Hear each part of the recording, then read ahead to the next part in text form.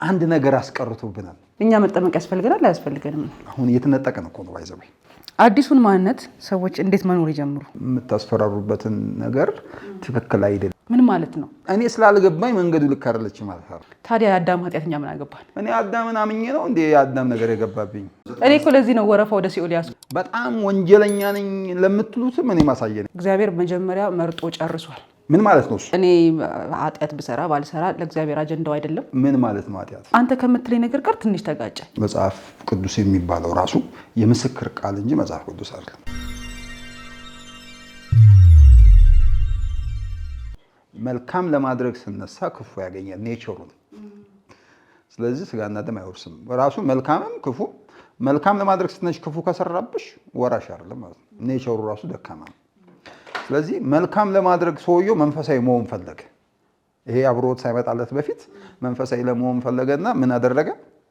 ቆይ እስቲ የሕጉን ትእዛዝ አንብቤ ቃሉ ላይ ያለውን ነገር እንትን ብዬ ልፈጽመው ብሎ ሲነሳ ጭራሽ ባይነሳ ይሻል ነበር። አታድርግ ባላ ላይ ማድረግን ባላወቅኩ እኮ ነው።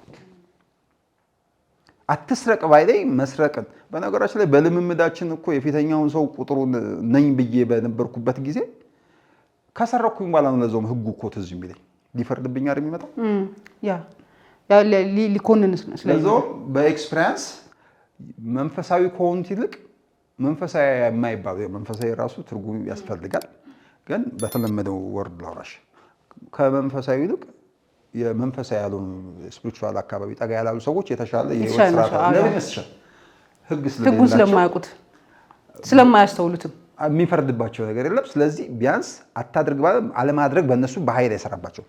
አንድ መጽሐፍ ላይ ምን ይላል መሰለሽ? አንድ ሰው ሲያስረዳ አንድን ሰርቫንት አንድ ቤት ሰራተኛ ቤት ውስጥ ሁሉን ነገር እችላለሁ ብላ ትመጣለች።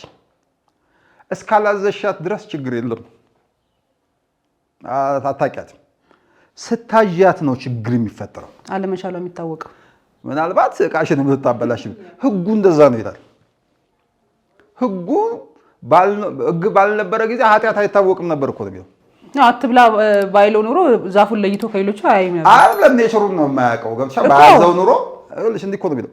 ህግ እስኪመጣ ድረስ ኃጢአት አይታወቅም ነበር። የት ነበር ኃጢአት? ሰውየው ራሱ ኃጢአት አይደል? አዳም የሚባለው አሮጌው ሰው የሚባለው እኮ ራሱ ኃጢአት ማለት እኮ ነው።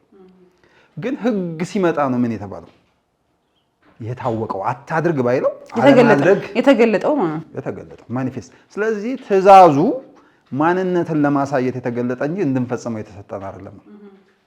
ስለዚህ ለመወገር ነው። ህግ ደግሞ ምን ይላል? ካልፈጸምከው ይፈርድብሃል አይደል? ስለዚህ ሊፈረድብን ስፍራን ልንለቅ ሊያስወግደን ነው። ስለዚህ ይሄ ከተወገደ አሁን ምንድነው በዚህ ውስጥ የምታተርፈው እውቀት ካልሽ፣ ሰው የፊተኛው እንደተወገደለት ካወቀ ከነገና ደግሞ ኔቸሩን ካወቀ የማይችል ደካማ ቢሰጠውም ትእዛዝ እንኳን የማይፈጽም መሆኑን ከተገነዘበ ከመስቀል ውጪ እሱን ለዛም ለምስጋና ነው የሚዘጋጀው ራሱ። እንኳን አሁን መስቀል ሳይን የምንብል ተቀልሽ የተሰቀለውን ሰው ሰል አምላኩ እንዴት አመሰግናለሁ፣ መስቀሉ እኔ እዛ የተሰቀለው እኔ ነኝ። ምን አይነት ነገር ነው? ይሄንን ሰው ባታስወግ እንኳንም ማስወገድከው ነው። ውሃ ጥምቀት ጋር እስኪ እንመለስ። የውሃ ጥምቀት ለምሳሌ ያው ዮሐንስ ክርስቶስን ካጠመቀ በኋላ አስፈላጊ አይደለም ወይስ እኛ የውሃ ጥምቀት ማድረጋችን አስፈላጊ ነው? ለምን ኦልሬዲ ክራይስት የውሃ ጥምቀቱን አድርጎ የመስዋዕት በግነቱን ጨርሶ ከሄደ እኛ መጠመቅ ያስፈልገናል አያስፈልገንም? አያስፈልገንም። በደሙ በኩል እኮ ተጠምቀናል፣ አብረን ተሰቅለናል እኮ እኛ እዛ። የሚያስፈልገነውን የመገለጥ እውቀት ነው። ፖል የሚያስታውቀው በነገራችን ላይ የመጥራቱ ተስፋ በቅዱሳን ዘንድ ያለው የርስት ባለጠግነት ምን እንደሆነ ታውቁ ዘንድ የጥበብና የመገለጥ መንፈስ እንዲሰጣችሁ በፊት እንበረከካለሁ፣ ክርስቶስ በልባችሁ እስኪሳል ድረስ አይደል ጨነቃለሁ። ይህንን እውቀት ይህንን መረዳት ካወቅሽ መጠመቅ ማለት እሱ ነው። አንድ ቁጥር ማለት ነው። መቁጠር የቁጥር ህግ እኮ ከሱ ጋር እንደተሰቀለ ሮሜ በነገራችን ላይ የሮሜ መጽሐፍ ከክርስቶስ ጋር እንደተሰቀለ እናውቃለን ነው የሚለው። አንደርስታንድ ነው አይደል? አሮጌው ሰዋችሁ ከክርስቶስ ጋር እንደተሰቀለ እናውቃለንና ቁጥሩ ይላል። አካውንት ማለት እኮ ነው። እዛ የተፈጸመው ሀቅ እዛ የተደረገው እውነት እናንተም እንዳላችሁበት አካውንት አድርጉ። ገንዘብን አካውንት ውስጥ ያለ ገንዘብ ያንቺ እንደሆነ ሁሉ አሁን በገንዘብ ባንክ ውስጥ አለሽ አይደል? እሱ ገንዘብ አሁን እንዳለሽ እርግጠኛ ከሆንሽ ያንቺ ገንዘብ አይደል? ቁጥር ማለት እሱ መቁጠር አካውንት ማለት ከዛ ወክ አድርጎ ነው ተመላለስ ነው። ሮሜ መጽሐፍ ማወቅ መቁጠር መመላለስ ነው። በዚህ ነገር ነው ፓኬጁ የያዘው። ስለዚህ የቁጥር ህግ ነው። ክርስቶስ እዛ ጋር ከተሰቀለ እኔም እዛ አለሁ። ስለዚህ በቃ ተሰቀያለሁ። ክርስቶስ ሲነሳ አብራችሁ ተነስታችኋል ይላል። ተነስቻለሁ። ስለዚህ ማንም በክርስቶስ ቢሆን አዲስ ፍጥረት ነው ስለሚለኝ ማንም እኔም አሁን አዲስ ፍጥረት ነኝ። ስለዚህ የሚወጣብኝ አሁን የህይወት አይነት ምን አይነት ነው ካልሽኝ ህይወትና ለመጥፋት ነው። ለዚህ ነው አሁን ካስታወሽ ምንድነው ከእግዚአብሔር የተወለዱ ኃጢአትን ያደርጉ ኔቸራቸው እኮ ስለሆነ እኔ እንደውም እሱን ጥቅስ ሳስበው ራሱ ይሆን ሌላ ሰዎች ያሉ ይመስለኛል። ማለት ከእግዚአብሔር እንደ ክራይስት አሁን በምልሽ እኮ የቁጥር ህግ ያሉ ሰዎች ናቸው። ኃጢአት ሚስቴክ አይዴንቲቲ ብዬሽል ማንነትን መሳት አይደለ እኮ በቃ እሱ እኮ ማለት አያድርጉ ማንነቴን ቆጥር ያለው። ስለዚህ የሚወጣብኝ አሁን ምንድነው ከወዱ ይፈልቃል አይደል? የሚወጣብኝ ህይወት፣ ጽድቅ፣ ሰላም፣ ደስታ፣ ቸርነት፣ በጎነት፣ የዋህነት፣ ርኅራኄ የሚባሉት የህይወቱ አይነት የዚህ አዲሱ ዓለም ስርዓት ወይም ደግሞ የማይጠፋው የህይወት አይነት ማኒፌስት ያደርጉብኛል ማለት ነው። ስለዚህ ሰውድሽ አሁን በህግ ትእዛዝ አይደለም ወድሽ ፍቅር ስለሆነ ህይወት ዝም ብዬ እንዲወድሻለሁ ከሃይማኖትሽ አንፃር ከአንደርስታንዲንግሽ ምናምን ሰው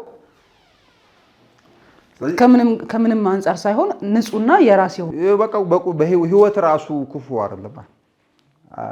እንትና አይመቀኝም ክፉን እንትና አይድማር ለፊለው ፍቅር አዳማዊ ማንነት እንዲህ ከሆነ ክራይስትን ስናይ የኛ ማንነት እንደሆነ እየነገርከኝ ነው። ሶ ወልድ በመባል የተገለጠው የሰው ልጅ ነው ማለት ነው። ወልድ የተባለው የሰው ልጅ ነው ማለት ነው። ሰው የሚለው ይሄ ሰው ነው። ወልድ አብ አለ፣ ወልድ አለ፣ መንፈስ ቅዱስ አለ ብለናል። ከዛ አብ ራሱን የገለጠበት መንገድ ወይም ደግሞ ክራይስት ነው ብለናል። ስለዚህ ያ ክራይስት የነበረው ፐርሰናሊቲ አዳማዊ ማንነትን አስወግዶ አዲስ ማንነትን አምጥቷል። ታዲያ ያ የሰው ልጅ የተባለው ነው ሁለተኛ ሆኖ የመጣው። ምን መሰለሽ ጥያቄሽን ምናልባት ተረድቼው ከሆነ ክርስቶስ አማኑኤል ነው። ኢየሱስ ክርስቶስ አማኑኤል ነው። እግዚአብሔር ከኛ ጋር አይደለ? ስጋና ደም ከተዘጋጀለት በኋላ እንደኛ ሰው ነበር ስለሚል ስለዚህ ሁለት ነገርን ነው ኃጢአታችንንም ወስዶ እኛን ሆኖ አይደል ከኃጢአት በቀር እኛን መስሎ ኃጢአታችንን በማስወገድ ከኛ ጋር አንድ የሆነበት መስተጋብርን ታያለሽ አይደል? መተላለፋችንን ለማስወገድ እኛን መስሏል፣ እኛን ወክሏል ማለት ነው አይደል? መካከለኛ ነው ማለት እሱ ነው ማለት እኮ። ለዛ ብዬ ግራ ስለገባኝ ነው። ለምን ሰው ይሄን ያክል ምንድነው ይሄ ሁሉ መከራ የሚበላለት ሰው የሚሰቀልለት ምንድነው ጥቅሙ? ለመለኮት ምንድነው ጥቅሙ? መካከለኛ ነው ሰው የአምላክ ምክንያቱም አምላክ ምንድነው ፍላጎቱ ካልሽኝ መገለጥ ነው። ስለዚህ የተገለጠበት ደግሞ ራሱን አፒር የሚያደርግበት መንገድ ደግሞ እኛን ለማን ነው የሚገለጠው? ለማን ነው? ለምሳሌ እዚህ ምድር ላይ እኛ ሰዎች አለን በስተናል። በእያንዳንዳችን ህይወት እግዚአብሔር ይገለጣል። ለማን ነው የሚገለጠው? መገለጥ ምንድን ነው? መታየት። መገለጥ ማለት መካፈል ማለት ነው። ስለዚህ እግዚአብሔር ህይወቱን ማካፈል ፈልጓል። ብዙ ልጆችን ወደ ክብር ሊያመጣ ፈልጓል። የሱ ብዙ ልጆች እንድንሆን ፈልጓል። ስለዚህ እኛ ልጆቹ ሊያደርገን ነው። ምንድነው የልጅ ኮንሴፕት ራሱ? ለምን መሰለህ ኢየሱስ ቤተሰብ። ኦኬ። ስለዚህ የእግዚአብሔር ቤተሰቦች ነው ምን ሆነው? አይ ነው ይላል እኮ መጽሐፍ እንደዛ ነው የሚለው። ቤተሰቦች ነን ይላል። እግዚአብሔር በነገራችን ላይ ሲንግል አይደለም ቤተሰብ ነው። ለዚህ ነው እኛ የሚለው የቤተሰብ ኮንሰፕት ነው።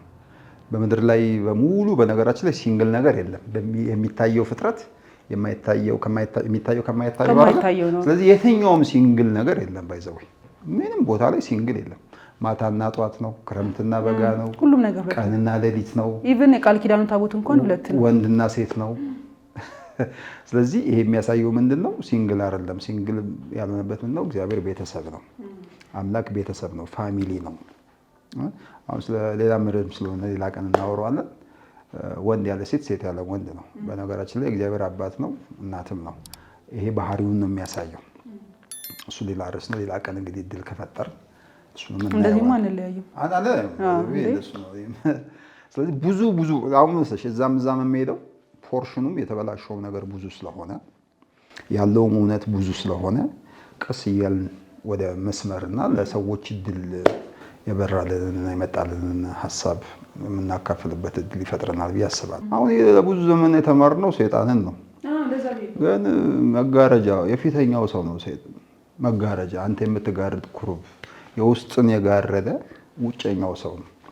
ስለዚህ አንተ የምትጋርድ ኩሩብ መስቀሉም ላይ ሲሰቀል የመጀመሪያው ትዕይንተ ድርጊት መጋረጃው መወገድ ነው። በሰውነታችን በኩል በመጋረጃው በኩል ይላል። ስለዚህ አንተ የምትጋርድ ኩሩብ የተባለው ሰይጣንን ነው ወይ ሰውነትን ነው አሮጌውን ሰው ነው የሚለው ራሱን የቻለ ሌላ ቶፒክ ስለሆነ ሌላ ቀን ነው። ሰው ግን ገዝፎ የመጣበት የሰይጣን እውቀት ምንድነው ካልሽ ከዚህ ነው የሚጀምረው። የክርስቶስን ጣዕም በነገራችን ላይ አጽናፈ ዓለማዊ ማዕከል ክራይስት ነው። አጽናፈ ዓለማዊ ማዕከል በቃሉ በኩል ደግፉ ነው የሚለው ሁሉ በቃሉ በኩል ነው። አየሽ። ስለዚህ ቃል ምንድን ነው ካልሽ መገለጥ ነው። አስተርእዮ ነው፣ መገለጥ ነው። ስለዚህ የአምላክ መታወቅ ማለት ነው ቃል። ለምሳሌ ሐሳብሽ በቃል አይደለም የሚታወቀው። ስለዚህ አምላክ የታወቀው በቃል ነው። ቃል እንግዲህ ዝሩ አይደለም ያልኩሽ ለዚህ ነው። ዝሩ ይሄ ብትን የሆነ ምናምን ሳይሆን ማንነት ነው። ስለዚህ የሰማይ ቋንቋ ስለሆነ በብርሃን እውቀት ካልሆነ በስተቀር ራሱ በፊደል ወርድ ይሄን አታስረጁም። ለዚህ ነው የልቦኖች አይኖች ይብሩ የተባለው። በአብ ፊት እስከ መንበርከክ ድረስ በአባት ፊት የነገር ሁሉ መነሻ አባት ስለሆነ መንበርከክ የፈለግነው ከምንጩ እንድናቅ ስለተፈለገ። ስለዚህ ክርስቶስ ማዕከል ነው። የክርስቶስን አለማወቅ ማለት አጽናፈ ዓለምን አለማወቅ ማለት ነው። ህይወቴን አለማወቅ ማለት ነው። የማሰናከያ አለት የሆነውም ለዛ ነው ክራይስት ማለት ነው። ግርም የተሰኘውም ዓለም አጽናፈ ዓለም በሙሉ በክርስቶስ ነው። ይህንን በተገለጠበት ሰውነቱ እንኳን ስትመለከች ለዛ ሁሉ ምስቅልቅልና መነሻ አባት አይደለም እኮ ክራይስት ነው። የአብርሃም አምላክ ምናምን እኮ በደንብ ነው የሚቀበሉት እኮ ክርስቶስን በዚህ ቅርጽ አባትን ስለማያውቁት ነው። አባት በእንደዚህ አይነት መንገድ መምጣቱ ነው ግር ያሰኛቸው እና ሚስጥር ነው። መለኮታዊ ዓለም ሚስጥር ነው። የልቡ አይኖች መብራት ያስፈልጋሉ። ይሄን እውቀት የገለጠላቸው ሰዎች ያስፈልጋሉ።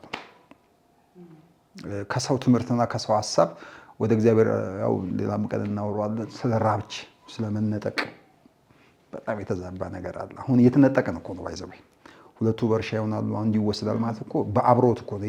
የእውቀት መገለጥ እኮ ነው። አሁን ዓለም ያላወቀውን ነገር እኛ እኮ ተነጥቀን ገብተናል እኮ መገለጥ። እኔ የምጠብቀው የሆነ የሚተኑ የሆነ እንትን ነው ሁሉ ነገር ፊዚካል እንደሱ አይደለም። መንፈሳዊ እኮ ነው የምናወራው። መለኮታዊ ዓለም ነው የምናወራው እኮ። ሰው ራሱ ብዙ ሌሎች እንትሮችም እልክልሻለሁ ብዙ ነገር ነው ተከምሮ ስለመጣ እና ገዝፏል። ደግሞ በጣም ትልቅ ሰዎች ናቸው የሚመሩት።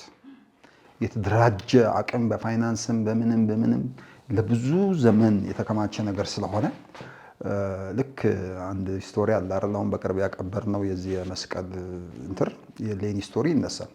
ጠላቶች ያንን መስቀል ምናምን ብለው ያው ትምህርቱ ልክ ነው ልክ አይደለም ሌላ ጉዳይ ሆኖ ማለት ነው። ግን ያንን በመቆፈር አይደል ያወጡት። የሰው ላይ የተከመረ ብዙ ሀሳብ አለ እና ያንን የማንሳት ኃላፊነት ዘመን ካደረገልን ብዙ ፖርሽኖች ብዙ ነገሮች ናቸው ሚስ የተደረጉት እና ትልልቅ ሰዎች የሚመሩበት ትልቅ ፋይናንስ ያሉበት ሰዎች የሚመሩበት ነገር ነው የምትገዳደሪው። አንድ ክራይስት የሚባል ምሳሌ የሆነ የሰው ልጅ ሆነ የመጣ የገጠመው ቀላል ነገር እንዳይመስልሽ። በኢየሩሳሌም ትልልቅ ዙፋን ላይ የተቀመጡ መጎናጸፊያቸው ረዣዥም የሆኑ ብዙ ሰውን በአንድ ቃል ሊያሳምጹ የሚችሉ ሰዎችን ነው እየተገዳደረ የመጣው።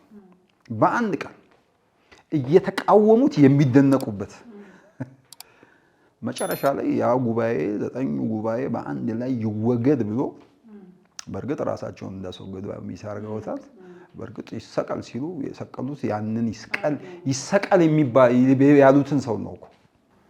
እሺ እዛ ጋር እንሂድ፣ ስቅለቱ ጋር እንሂድና በርባን ታዲያ በርባን ማን? አሁን ለኛ እንደተነገረን እየተማርን ያደግነው ክርስቶስ ተሰቀለ እና በርባን ተፈታ። በቃ በርባንን ፍታው። የተፈታው ማንነትስ ማን ነው? አሁን እኔ እየተረዳሁት አዳማዊ ማንነት በክርስቶስ በኩል መስቀል ተንጠልጥሏል። ስለዚህ ከዛ በኋላ ኃጢአትም ወንጀልም የለም። በርባን ግን ወደ ከተማ ገባ ይላል። ያ በርባን ማንነት ማን ነው? ከንግግርህ የተረዳህልህ እያንዳንዱ ነገር ሁለት ማንነት ነው እያልከኝ ስለሆነ ይሄ በርባን ማን ነው? በርባን ኃጢአት ነው። በርባን በደል ነበር አይደለ? ለዚህም ማንነቱም ደግሞ ታስሮ ነበር አይደለ? ከዛ ምትኩ መጣለት። እዛ ላይ ያለው ስቶሪ የሚያሳየኝ በርባንን ፍቱት፣ ክርስቶስን ሰቀሉት። ለምን? ሊቀ ካህኑን ስቶሪ ነግሬሻለሁ።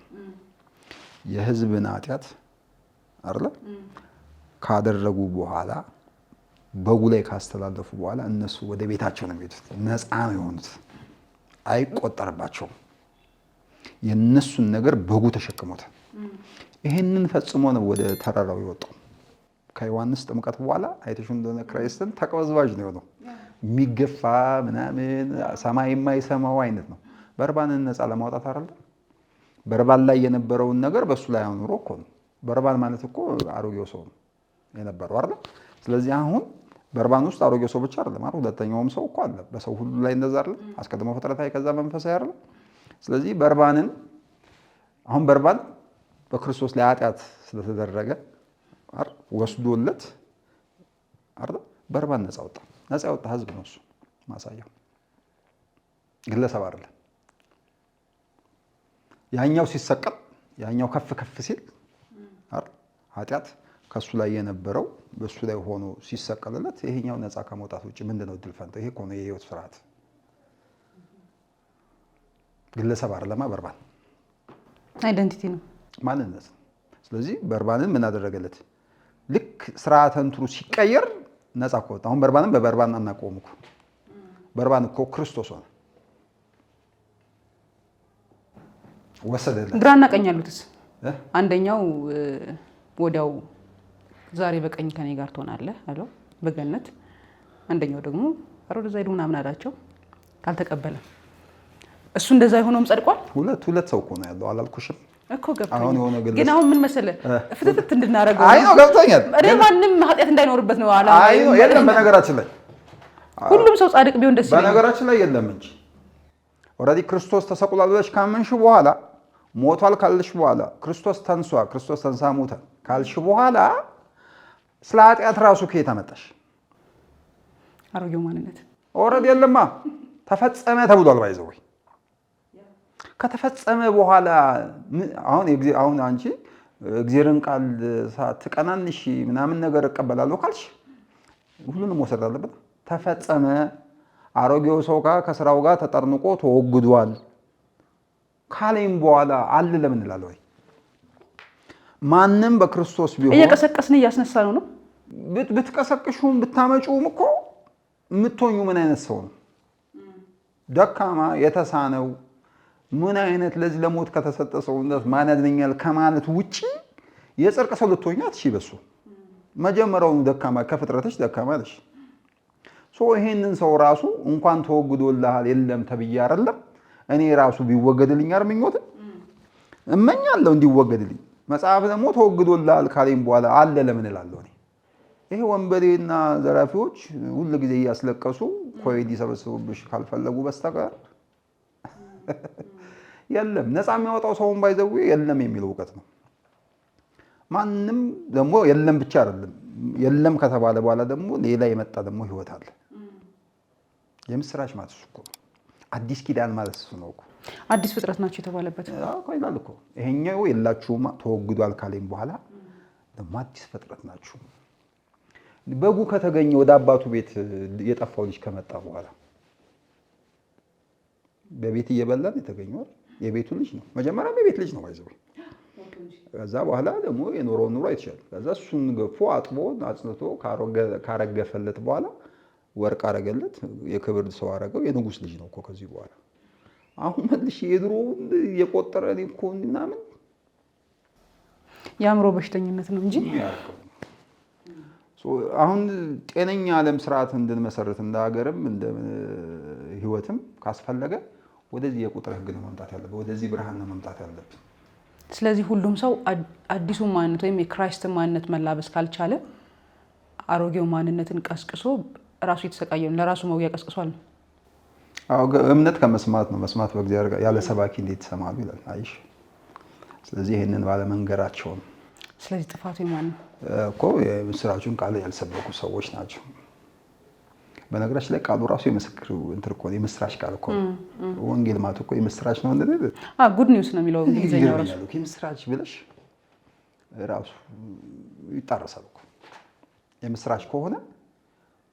በነገራችን ላይ የጌታ ጣት ወይም የአምላክ ክንድ ናት ካልን እኮ ምስጋና የሆነልን ዘንድ ብቻ ነው። አሁን እኛ የተቀላቀልንበት ጨዋታ እኮ አስጀምረው እኮ ነው። እኛ ትንሽ ገብተን አስተያየት እየሰጠን ምናምን እኛ ትንሽ እንድናግስ የጽድቋን መንገድ ተፈጽሟል፣ ተሰርቶላችኋል፣ አልቆላችኋል የተባለውን ነገር አምጥቼ የሆነ ቦታ ስትሄድ ነው እንትን የምትለው ደግሞ እያስለቀሱ ነው። አሁን ማንንም ሰው ህይወቱን ቢፈትሽ ምን ተሻለ? ለምን መጋረጃ ሙሉይ ኪዳን በተነበበ ጊዜ እኮ መጋረጃው በልባችሁ ይኖራል እኮ ነው የሚለው። የምናነበው መጽሐፍ ይወስናል አላልኩሽም? ስለዚህ አሁን የብሉይ ኪዳን መጽሐፍ ዛሬም በተነበበ ጊዜ አዳም ማለት አይደል? አሮጌ ማለት አይደል? ስለዚህ ብሉይን ስናነብ አዳማዊ ማንነት ነው የሚሰራው። ዘፍጥረት ምናምን ማለት አይደል? ኦልዱ ነው አሮጌው ማንነት በቃ እሱ አዳምን ስታነቢው መጋረጃው በልብሽ ዛሬም ይኖራል። መጋረጃው ከተጋረደ ደግሞ ህይወት ፍሰት ይቋረጣል፣ ህይወት አይወጣም ማለት እኮ ነው። አብርሃም ይስሐቅን ታስታውሽ እንደሆነ ጠላቶች እየመጡ የተቆፈረውን ጉድጓድ እያመጡ ይዘጉበት ነበረ። ምንጩ እኮ አለ፣ ግን የተደረገው ምንድን ነው? ሲቆፍረው ገፈፍ ሲያደርገው ውሃው ይፈልቅ ነበር። ከዛ ደግሞ ይመጣሉ። አይሽ ስለዚህ መጋረጃውን ነው አሁን የተልኳችን መጋረጃን ማንሳት ነው። መጋረጃውን ካላነሳሽው መጽሐፍ የምታነቢው መጽሐፍ መቀየር ነው ያለብሽ ማለት ነው። አይ ሰፈርን መቀየር አስፈላጊ ነው። እንኳን መጽሐፍ ሰፈር ራሱ መቀየር አለበት። አሮጌውን ማንነት በዚህ ልክ ካየ ነው አዲሱን ማንነት ሰዎች እንዴት መኖር ይጀምሩ? ለምሳሌ አሁን እኛ አትሊስት ከባይብል ተነስተን ነው አዲሱን አሮጌ ማንነት የምንለው። ዓለማችን ላይ ደግሞ አሁን እኛ የምናወራለት ኮሚኒቲ ይገባዋል ስለምን እንደሆነ፣ ግን ስለ ክርስቶስ መምጣት ምንም የማያውቅ የማይቀበልም ሰው አለ። ይሄ ህይወት ለእነሱም የደረሰ ነው ቢያውቁትም ባያውቁትም። አሁን በእግዚአብሔር ዓለም ስርዓት ውስጥ በኩራት ቅድም እንዳልኩሽ አብርሃማዊ የሆነ መጠራት የተጠሩ ሰዎች የበኩራት አይነት አንድ ተልእኮ አላቸው። ተልእኮ ምንድን ነው? ወደ ክብር ነፃነት ገብተዋል እነሱ። ፍጥረት ደግሞ በተስፋ አስገዝቶታል ይላል አይደል? ሮሜ 8 ላይ ፍጥረት የእግዚአብሔር ልጆች መገለጥ ይጠባበቃል። ፍጥረት በተስፋ ተገዝቷል። በመበስበስ ባርነት ውስጥ ነው፣ በተስፋ ተገዝቷል ይላል። እዚህ ውስጥ ያለው ኮንሰፕት ምንድን ነው? አንደኛ አስገዝቶታል በተስፋ ያስገዛው በተስፋ ነው። በምን ተስፋ ካልሽኝ በመበስበስ ባርነት ውስጥ ነው፣ በተስፋ አስገዝቷል። ተስፋው ግን ምንድን ነው የሚቃትተው ሁሌ የሚፈልገው ከተባለ ወደ ልጆች ክብር ነፃነት ማነው ወደ የልጆችን መገለጥ ይጠባበቃል። እነዚህ ልጆች የሚባሉት አሁን የበኩራት አይነት ናቸው፣ ወይም ደግሞ አስቀድሞ ያወቃቸው የጠራቸው ያጸደቃቸው። እነዚህ በዚህ አሁን በሚልሽ አይነት የእውቀት አይነትና ብርሃንን የሚመላለሱት በዚህ እውቀት እየጨመሩ ሲመጡ የፍጥረት ልደት እየሆነ ነው የሚመጣው። ነፃነቱ እየተፈጸመለት ነው የሚመጣው። ወደ ልጆች ነፃነት ክብር እየመጣ ነው የሚመጣው። አሁን በነገራችን ላይ ለተስፋው ፍጥረት በመበስበስ ኪዳን ውስጥ ላለው ፍጥረት ነው እያወራሁ ያለሁት። እኔ የገባሁበት ነፃነቱ ውስጥ ይገባ ዘንድ ተስፋ ስለተሰጠው በአምላክ አደራረጉ እንደዛ ስለሆነ እኔ ይሄንን ነፃነት ሳወራ ፍጥረት ይሰማና ወደ እኔ ክብር ነፃነት ይገባል። ስለዚህ እውቀት፣ መረዳት፣ መገለጥ እየጨመረ ሲመጣ ይሄ በሰበሰው ፍጥረት አሮጌው ሰው ከስራው ጋር እየተወገደ እየተገፈፈ እየተሻረ ሲመጣ ከክብር ወደ ክብር የልጁን መልክ የሚመስለውን ማንነቱን እያዘባረቀ ይመጣል ማለት ነው። ያ ደግሞ ኃይል ነው፣ ሰላም ነው፣ ፍቅር ነው። የመንፈስ ፍሬ የተባሉት ሁኔታዎች ፋንክሽን ያደርጉበታል ማለት ነው። ትልቅ ተልእኮ፣ ትልቅ አደራ። እሺ ይሄን ሳትጨርስ እዚሁ ላይ እንድጨምርልኝ ዮሐንስ መልእክት ላይ ይመስለኛል አይ ቲንክ ቦታ በጣም ካልሳትኩኝ እንደዚህ የሚል ቃል አለ። ገና ምን እንደምንሆንም አይታወቅም የሚል ላይክ ስለመመረጥ ካነሳን ከመመረጥ በኋላ ደግሞ የልጅነትን ህይወት የምንኖር ከሆነ ገና ደግሞ ምን እንደምንሆን የማይታወቅ ከሆነ ጉዞ ምንድን ነው ይመስለው ሲጠናቀቅ ነው እኛም ራሱ ምን እንደምንሆን አናውቅም ብለን እንዝጋው። ኦኬ አሁን ዮሐንስ ላይ የነበረው ሀሳብ ምንድን ነው?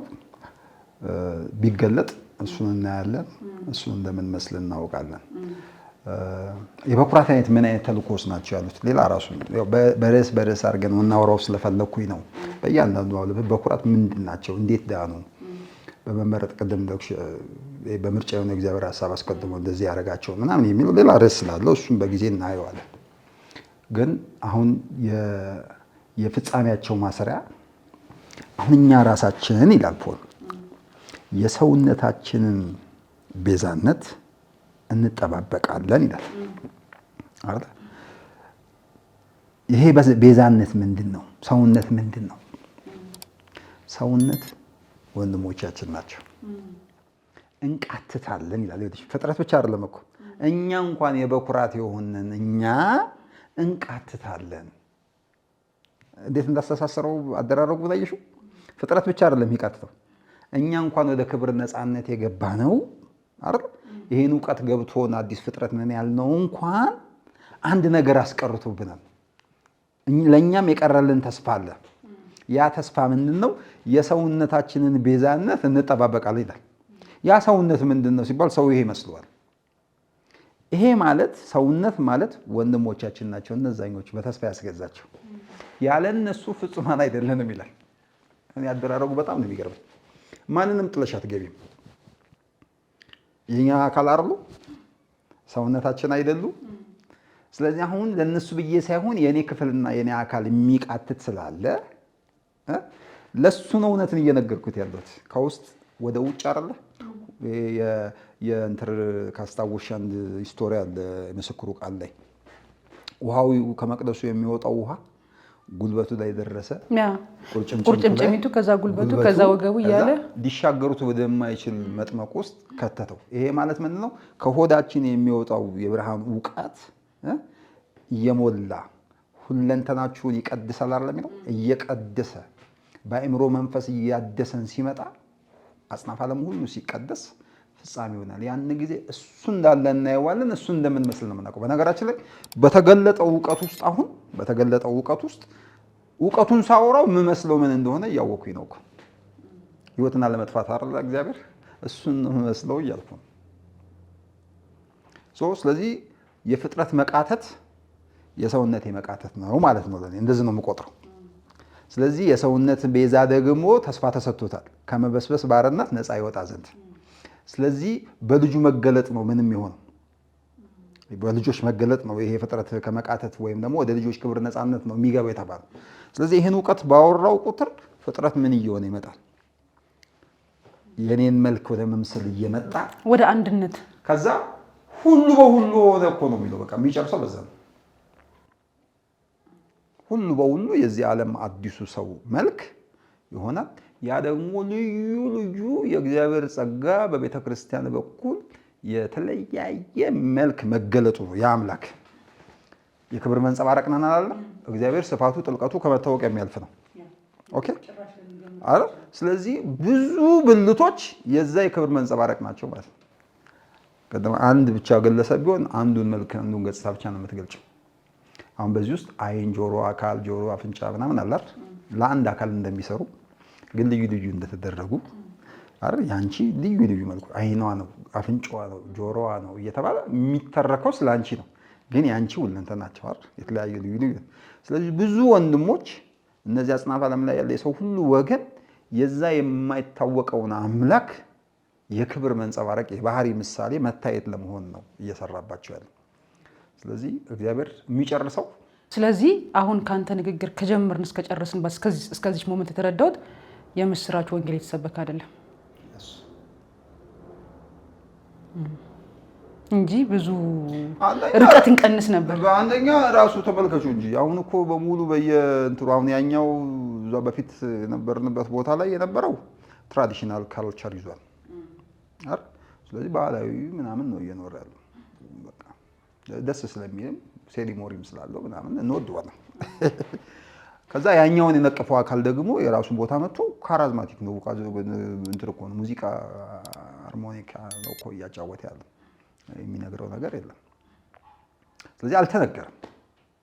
በነገራችን ላይ የምስራቹን የሚነገር የተሰወረ መምጣት አለበት።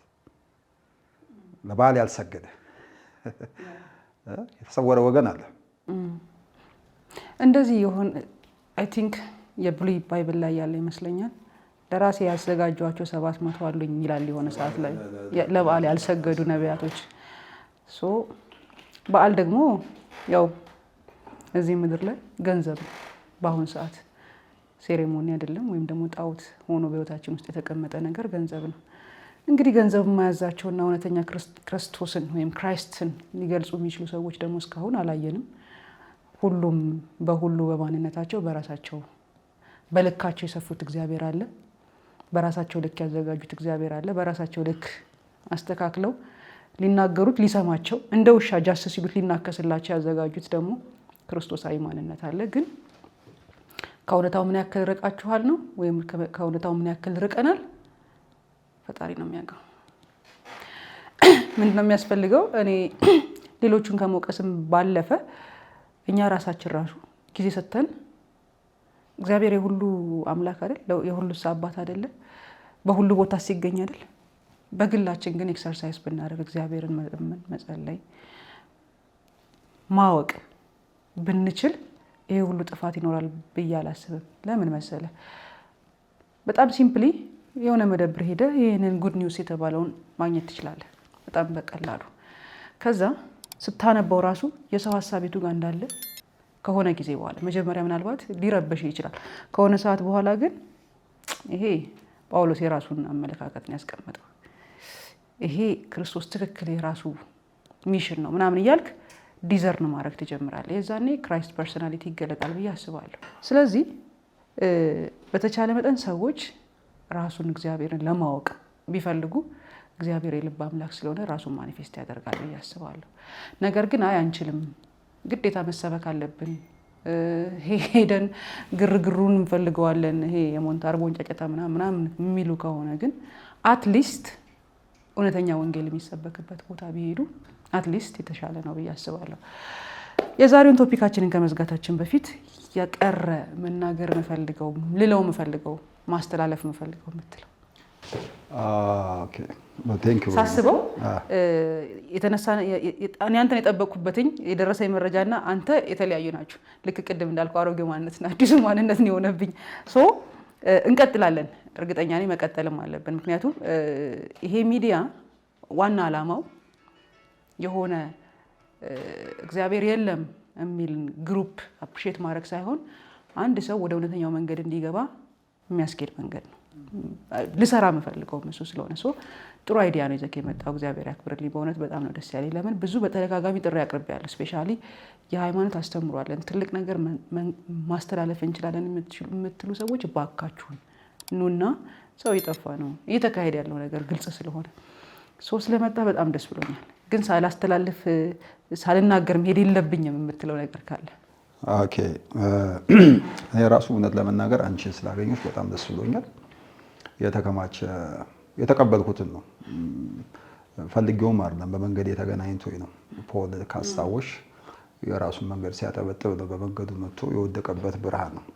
እና ግን የገጠመው አንዱ ተግዳሮት ምንድን ነው? አምድ ነኝ ከሚለው ጴጥሮስ ነው።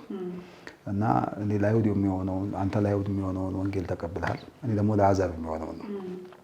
ሰዎች በየደረጃው የተቀበሉት እውነት አለ።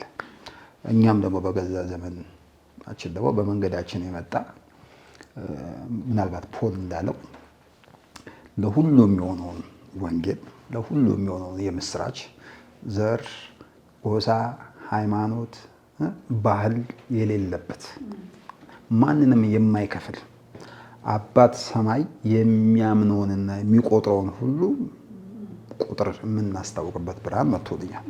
ኦኬ የጠፋው አንድ ነው። እሱን የምስራች ለመናገር ነው፣ ተገኝቷል ለማለት ነው።